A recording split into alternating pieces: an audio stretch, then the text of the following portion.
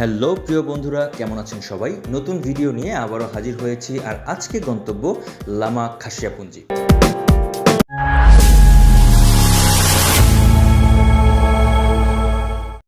তো প্রথমে সিলেট জাফলং পৌঁছে সেখান থেকে নৌকাযোগে যাত্রা শুরু করি এবং যেহেতু ভিডিওটি বেশ কিছুদিন আগের, সেহেতু তখন অবাধে পাথর উত্তোলনের কিছু ফুটেজ উঠে এসেছে।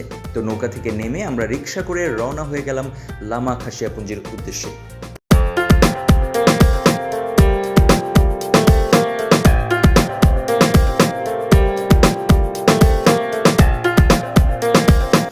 তো যাত্রাপথে দুপাশে নজরে পড়বে তাদের প্রধান জীবিকা পানের জুমের চাষাবাদ, সারি সারি সুপারি গাছ ঠায় দাঁড়িয়ে, আর তাদের সাথে মিলেমিশে একাকার হয়ে আছে পান গাছগুলো।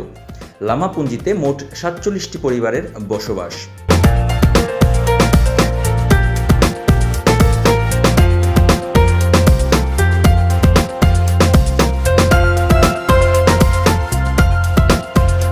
এরপরেই যে বিষয়টা আমার সবচেয়ে ভালো লেগেছে সেটা হলো তাদের বাসাবাড়ি। এত সুন্দর গোছানো আর পরিষ্কার পরিচ্ছন্ন, দেখলেই বুঝতে পারবেন। আর বাড়িগুলোর বিশেষ একটা বৈশিষ্ট্য হলো নিচতলা ফাঁকা রেখে দোতলার সম্পূর্ণ করা, অনেকটা ডুপ্লেক্স টাইপের।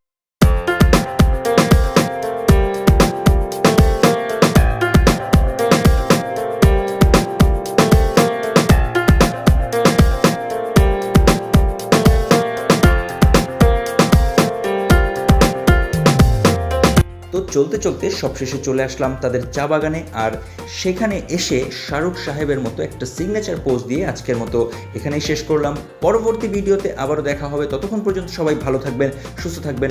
আল্লাহ হাফেজ।